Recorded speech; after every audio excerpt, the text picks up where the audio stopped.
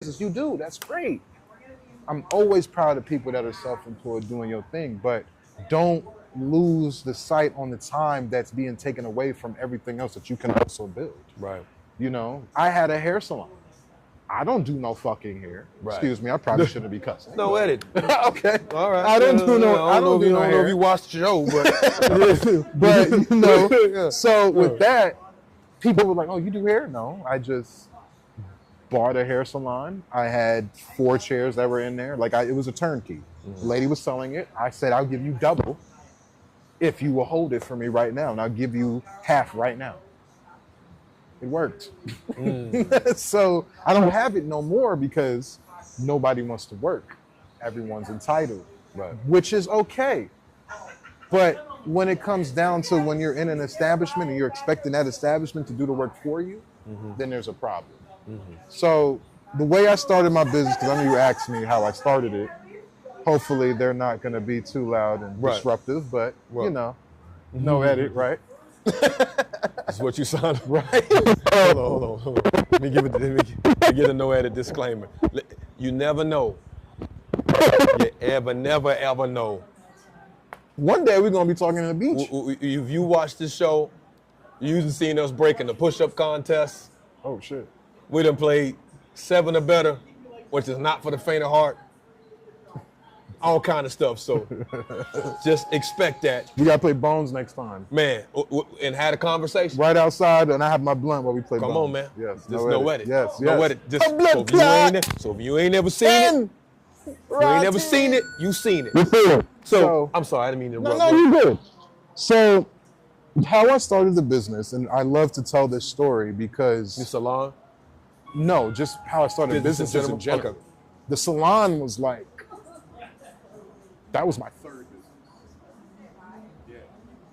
Yeah. So, what I did was I sold weed, Okay. like, good shit. Right. When I would sell the weed, when I sold it all, say I'll get like an ounce, right? Or 2 ounces, because you're only gonna really get, no edit. You're only gonna get a profit Right. if you're getting 2. If you're getting 2, right. And then from there, if you're doing it gram by gram. Well, one's consignment. You're gonna break even on that. Exactly. Yeah. So, because if you're doing too much, you already know you're Right. not gonna get a profit, regardless. So the most I would sell is 7 grams at Right. a time. Nothing more than that, because now they're expecting a deal. Right. Fuck that. So I would use that money after and buy stocks. This was during COVID. And we all know Tesla was hitting during that time. Right.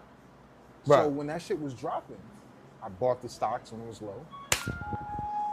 Now I buy 4 or 5 fucking, ounces. Right. Now I'm selling all of that. Right. Then with all of that money, I bought a moving truck, started my moving company. R&E Moving Co. So that's where R&E Security, before it was R&E Moving Co. And I named it after my grandparents, Ralph and Elsie. Okay. That's what R&E stands for. So regardless of how my company is, my grandparents' name is that company. So their name lives forever, regardless. Right. They're the ones that made me who I am.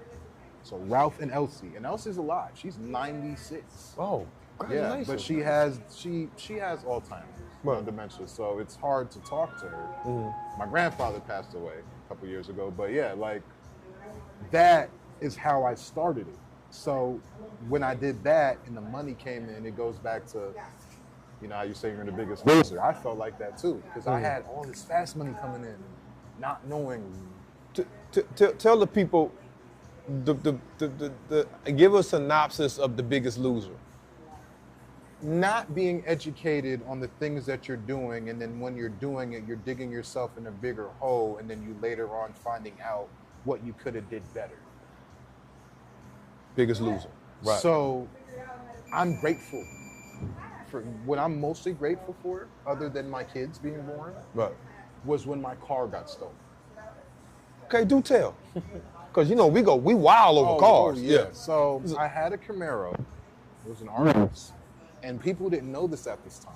So when I was during COVID, I was staying with my stepmother, right? And at that time, she has a lot of health issues. I had my moving company. So she was big on wearing a mask and all that bullshit, right? So I was sleeping, I had the apartment. She gave it to me because she was going to move to New York. Long story short, I'm there, sleeping on the couch, letting her stay in the room because that was hers. Still whatever. Until you leave, you can do that. Right. She wasn't allowing me to be in the house unless I had my mask on. I'm like, I can't sleep with that. Like, this is not comfortable. To the point where I was like, you know what, it's whatever. I was sleeping in my car for like 6-7 months.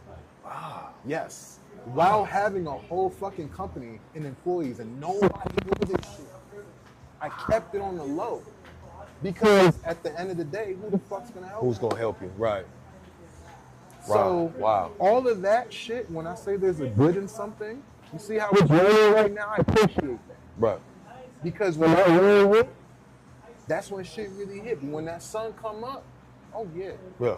I know what it's like. I've Wow. been there. So when that happened, I'm in my car. I had my clothes in there. So one day, I'm going to Circle K. My dumb ass left my car on. Nigga stole my car. Drove off. Everything. Everything in it. Wow. Clothes, my birth certificate, Wow. shoes, my everything. Wow. My whole life was in that car. Wow. Gone. I had money from a move I did, from the last move that was gonna help me pay for that car, because it was a car note, because I was stupid at that time. That money was taken. Then the car gets towed. Pause. Don't ever finance something that's Never. not going to pay you. Never. Never finance something that's not going to pay you. Well, needless to say, I own my cars now. Right. But All of them. all of them. Yeah, all Now, of them. rule Right. of thumb for anybody who doesn't know this: if you cannot buy something 2 or 3 times, don't fucking buy it. Don't buy it. Right. Ever. If you're buying a car, buying a house, buying shoes, buying food. If you get a car and the car is $2,000, you buy it when you have 4 or 6. Right. If something happens to it, you can repair it or get another. Or get another car, And you right. still have money sitting. Right. But people get so quick on, I need something now. Right. And then that goes to that entitlement. Right. So when I was going through all of that shit, I remember sitting in my car before all of this, like, I know things are gonna change. And I never lost faith. Like, and I never really was a religious person. So I'm not gonna sit here and act like, I was praying. No. Okay, like there was a point where I was scared to pray because every time I did, something bad would happen. But as I got older, those were the lessons that needed to happen. Right. Because I learned from those. Right. And now I am grateful for all the bullshit. Like my car being stolen taught me that no matter what you're going through, because my moving company was doing okay, anything can happen to stop it. Right. When that happened, a lady named Debbie, who was my last move, lied and said that we didn't do the move. They took all my money out of my account at the same time. Oh, wow. All of it. Had like $3,000. Gone. Had documents signed, sent it over and everything. They still said, oh, well. These are the perils of entrepreneurship. Yes. So this not to dissuade that, just understand that the business, there is a business of being a business owner, and then there's the business of being a business. Yes. Because like my man say, it's you if you're not, I'll give a good example, then we'll get to boxing. Okay. If you're not willing to do what you love to do for free for a while before you actually get a check for it, That's a fact. I know a guy, That's a fact. I know a few people, but a good friend of mine who has one of the largest podcasts in the world. I watched him do it for free for 3 years, and under an immense amount of financial strain, in that some people that were close to him would take money and put it in his account and take it out of his account so that he could get a place to stay, so it could show that he was making money. So he had friends like, okay, I'm gonna put 25 every 2 weeks. I'm gonna put 2 G's in your account, and I'm gonna take it out. I'm gonna put it in. I'm gonna take it out. I'm gonna put it in, just to help support him through. That's dope, though. Like, and that's super dope. That's super dope. And so, like, but these are the things that a lot of business owners go through. Yeah. I think they kicked the Napster dude. This is before y'all time, but Napster was I before. remember Napster. That was the. Yeah. Kick him out of school. I remember that. The richest guy that we know dropped out of I'm going to make windows.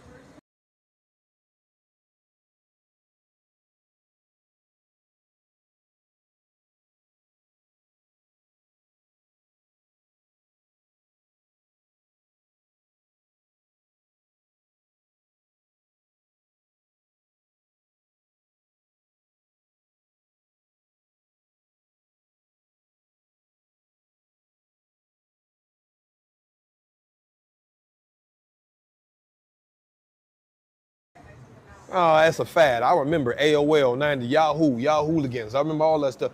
I remember watching Good Morning America and people saying that the internet's a fad. It'll be gone in 3 years.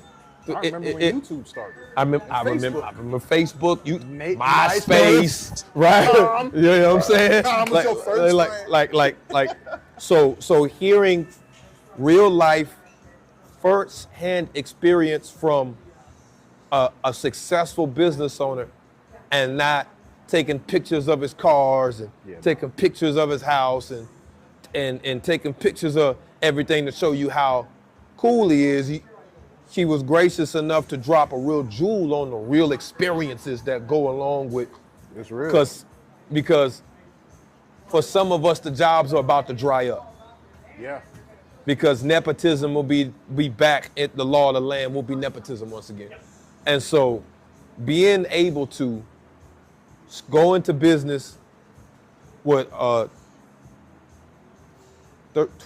14th grade education? Yeah, sophomore, yeah. Sophomore? Yeah. And 3 businesses, never say that you can't do it. You just need to figure out how. That's a fact. And you don't have to go by the construct somebody else creates for your life. Create your own construct. Always. Right? Just because you're not successful by their rules don't mean that you can't be successful. This Build a Better Worker program been getting us for centuries, but we're going to move along. Yeah. The boxing. How did boxing happen? You come from a line? No. I literally am the only one out Tell of my us. whole family. So out of anybody, I'm the only one that stepped in a ring, boxed. I had to fight growing up. Right. So I would get clothes from the school lost and found because Tracy didn't really care to buy me jackets and stuff like that. And I couldn't call my dad. So Right. I would be fighting these kids to keep their shit. Like legit. To keep their stuff. Like I'm fighting because their jacket that they forgot that their mom bought and they bought them another one because they could do that. Right. I'm fighting this kid because now I got to keep warm. for And the I need winter. and you need his jacket to And do I need it. his jacket to do it. Right. You know, same as scarves, beanies. You know, I got clothes, but it never was enough clothes. It Right. really wasn't. And back home, materialistic things, they mattered, but I didn't really care so much about Right. all of that stuff. But it made it harder because now I'm being bullied because I didn't have J's on. I had fucking Shaqs. Yes, I did. Hey, Fubu's. hey, I'm finna drag you further back. Mel, I'm finna drag you further back. Flash Media Sports. Did you have a pair of XJ900s? Don't lie. I did too. Pay less. Oh, pay less. I Oh, had a yeah. pair of XJ900. Yeah. Yeah. I had Shaqs was there, XJ900s. bro. Listen, I seen some of the best brawls in middle school history behind somebody bagging on you for wearing XJ900s. Yeah. So my first certified stoppage was not in a ring. It was because of your shoes. It was because of my Yep. shoes. Yep. And I wasn't really like a because they threw me in the boxing. I really wasn't no aggressive kid like that. You just had to. Truth be told. You had to. But the first time I got my first stoppage, I started loving the gym right away. Yeah. like, bet. I started loving the gym right away. He said bet. I can do this and not get in trouble, not get a referral. What? What? I'm sorry, I'm digressing on the MJ. No, that's so, true. So you're the only one professional? Yeah. Tell us, I'm sorry, tell No, us you're more good. about your boxing career. So it was something that I didn't expect. Like I remember I was chilling and I watched this movie. It's fucking hilarious. Right. You know the Mark Wahlberg movie where he played as oh my god. Mickey Yes. Ward. You know about Mickey Ward? Yeah, I see it. That is the movie that made me want to box. It was weird. Like because it felt so real. Right. And from doing that, it was like, I already knew how to fight. So when I started training, I was sparring pros, like off rip, and we was doing it. I met this guy named Juice, and he was doing MMA, and he introduced me to a guy named D who boxed. Right. D was a pro, Right. and he was like, "Come on, man!" He had a real raspy voice, like Jadakiss. And he sparred Juice, dropped him with a body shot. Right? I thought that was the coolest shit. Then we sparred, and I was going in with him. Right. Like we both stopped. Like, he was like, "Oh my god!" Like he thought I boxed. Right. So then it became a thing where it was like, this is something that I know can possibly feed my family, like any boxer's dream, which Right. we all know now is bullshit unless you have the right. Unless you got the management right and people connections and stuff behind like you. right. And that's the thing that a lot of boxing is missing now. We have coaches, not teachers. Right. They're not teaching and guiding.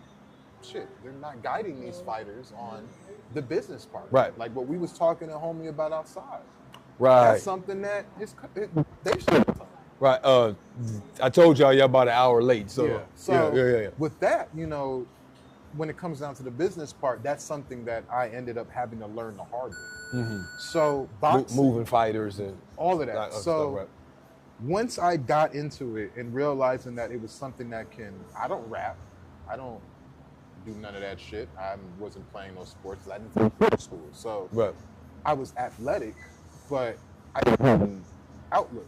Right. So that was something that I knew that if I made it, my family could be good. And that's what made me in the gym every single day. Right. 2 times a day, 3 hours each time, every day, running miles, 5 to 7 miles every day, sprinting every other day. I was so committed, as you see how I am now with this. So you can imagine how I was with back that. then. Right. Right. My guy who's like a brother to me, named Dre, I lived on Camelback and 15th Avenue, right? In Glendale, like North Phoenix. So like, let me explain that a little bit to people. Okay. Yeah, So they probably don't know because that. they don't know how. Yeah. Let me explain a little bit to people. So the 15th Avenue area out here is like, it can become night and day in certain spots in it. Yeah, it'll be clean and then right across the street. You get to about, You get to 7th Ave in like Missouri or Highland, it's clean. yeah. As soon as you get to As soon like as you get to like 11, totally different. Totally different. It's a wrap. So make sure you know where you at on 15th Avenue. So I was running. Like I was running those miles. So what I would do was I would run from 15th Ave in Camelback all the way to 24th Street in Camelback. Oh, That's where I all the way to the worked. Biltmore. That's where I worked doing Right. security. Right. I didn't have a car and I worked at night. The bus wasn't running. Yeah, but running that late. They only runs an hour each time. Hour each time, right? So now I have to jog and work with my fucking combat boots with Dr. Scholl's in them. Right. In my security shirt that I'm holding because I'm wearing a tank top because I'm gonna sweat that out, take it off and Take it my off, shirt. put no shirt on. Right. Wow. So I was doing that every day to get to work. So now I'm getting my cardio. Right. So now after work, I'm literally going home, showering, getting my son up, and we're going to the gym. He's only 1 year old.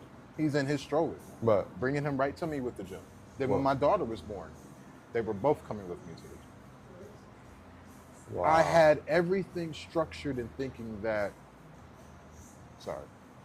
it was going to be something that was going to provide for my whole entire family. Right. For generations. Because, you're employed.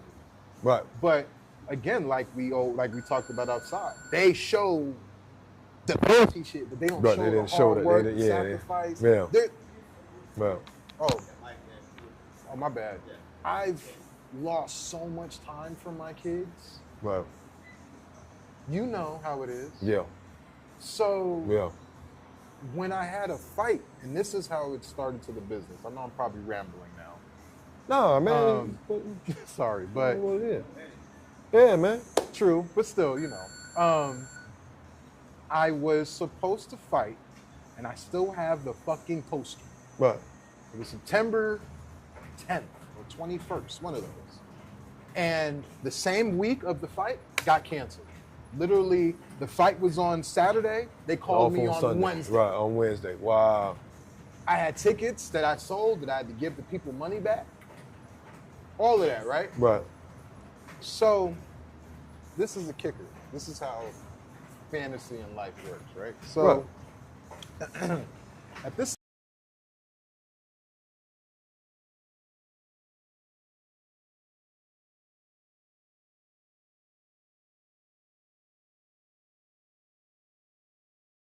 time, I was training for months, no job. I'm like, oh my God, like everything that I was paying for was what I had saved. Right.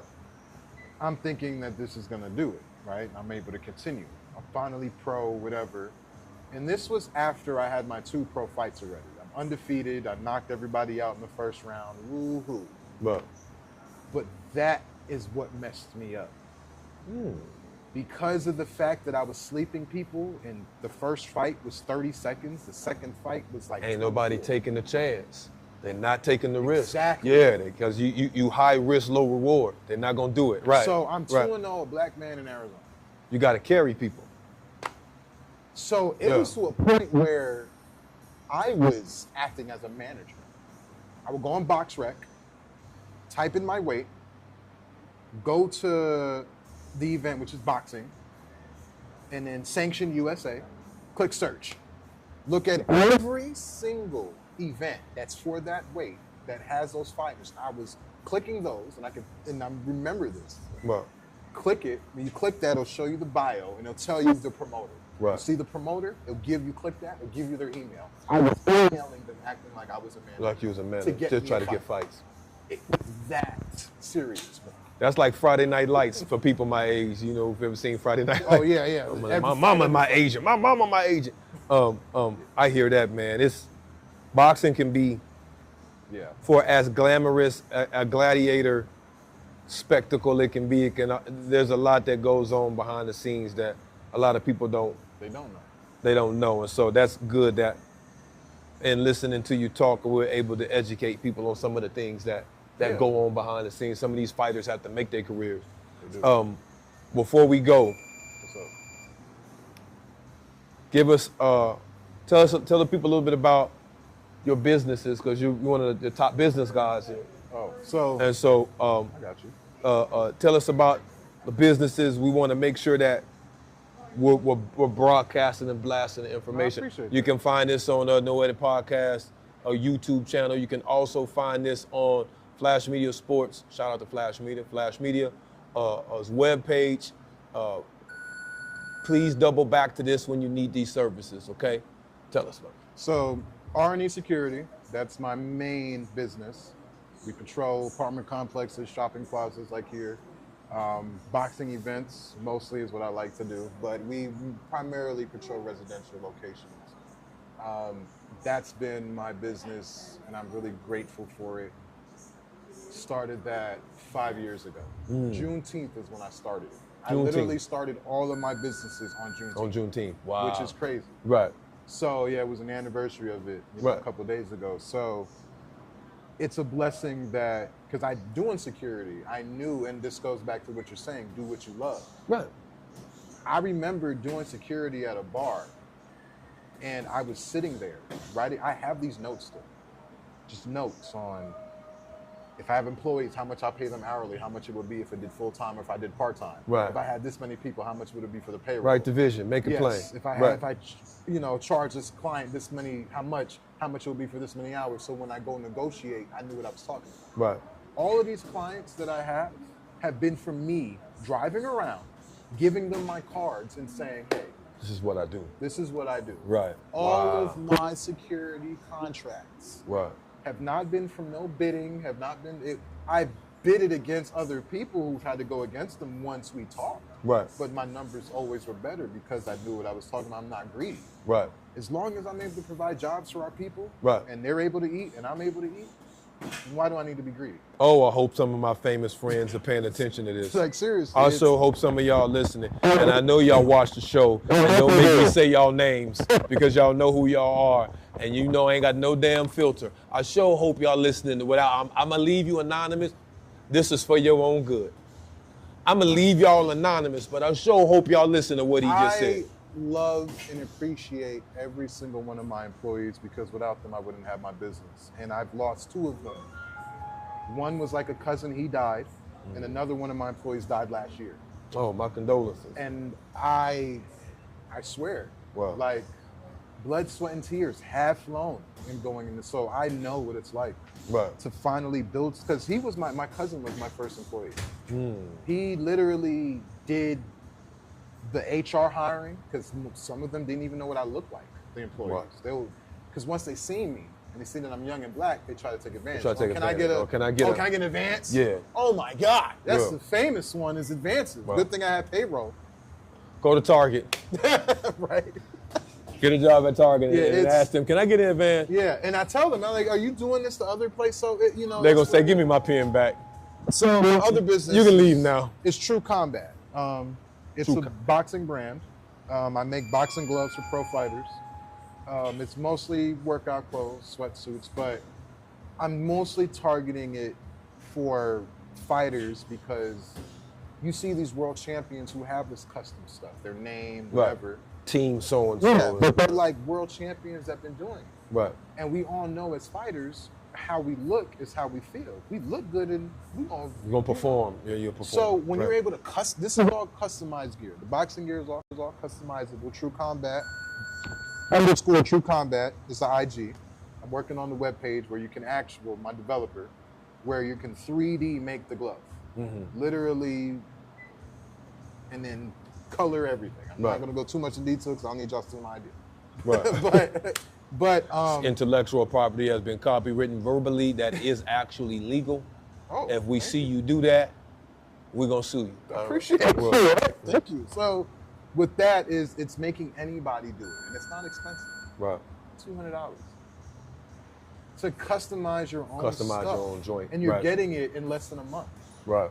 You know, Wow. so now you're able to feel like you're a champion. Right. So I love it because Nipsey was a big inspiration on that part. Okay. A lot of I Rest in read. peace, Nip. Yes, I read. Right. Okay? What they do not want you to know is in a book. And I say that looking at y'all because I'm being serious. Because you know what they say. That's why. It's real. You know what they say. If you want to hide it from us, put it in a book. And that's a fact. What they say. I've learned What so they say, much yeah. from reading, and it's one of the books, one of the top, well, there's 3 top books. One was the Rich Dad, Poor Dad series. Not the Dave Ramsey, but the Rich Dad, Poor Dad Right. by Peter, I forgot how to say his last name. But it's because it tells a story Right. of a dad who had money and one that didn't, but how he raised his son and what they were teaching, Right. and how it is to be an investor, business owner, self-employed Right. worker. The employee. differences. The different because those are quadrants. not all the There's same thing at way all. different. Right. Very Way different. different. Yeah. Investor is different than a business owner. Right. Because an investment, you Right. but as a business owner, if you're successful, you can use your money that you have saved as investment money. Right. Not your saving money, Right. because that's separate. Right. You have your saving, you have your giving, you have your And spending, how you spend it. and you have your Then you have investment. your investing. Right. Period. Right. But it comes down to discipline when you're figuring out how to work it all. We know this. Right. But for everybody who really doesn't, understand what assets and liabilities are. Point blank and period. Be able to distinguish the two. If you don't know what Right. those are, I'm not going to tell you because Yeah. I'm going to have you look it up so then you can do your due diligence and understand Right. what you need to do on your own. Right.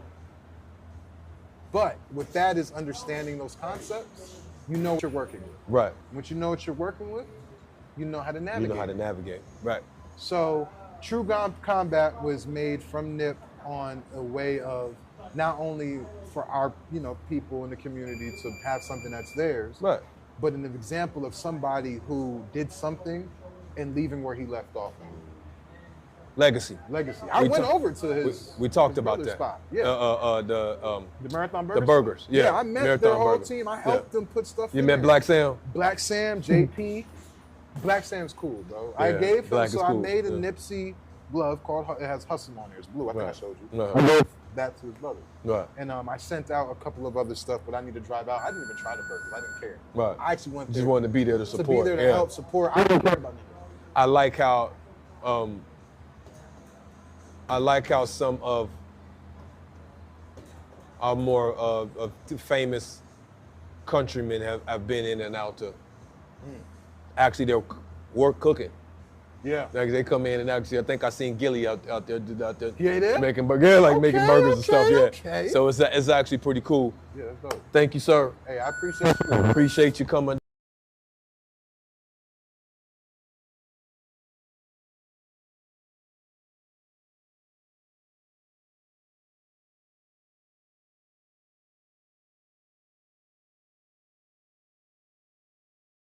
Respect. Yes, Always, sir.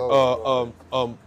The business information for the security and for the clothing manufacturing will be attached to this some kind of way. If not, please reach out and I'll connect you to the business owner directly so that you can take advantage of the services. Thank you all for tuning in. We appreciate this time that you spent with us. We will see you on the 25th. So I'm flying in for Trent and Kenny's fight. So I'm gonna go home. I'm gonna stay I'm gonna be home. there. I need to buy. Kenny's my boy. Yeah, I'm literally gonna fly back the day before, watch their fight, and I'm going back to the airport when the fight is over because I want to go back home. Did you see the gloves I made for Kenny? I didn't. I'm gonna check them Oh, out. it's the though. one he trains in. Oh, I'm gonna check It's them out. the Though. black. It's like a platinum and gold. Oh, that's dope. Yeah, it says Big Gangsta on it, and it's like a glittery gold on there. Yeah. That's dope. Oh yeah, yeah. Thank you all for coming through. Peace, peace, peace. Peace, love, respect. Shout out to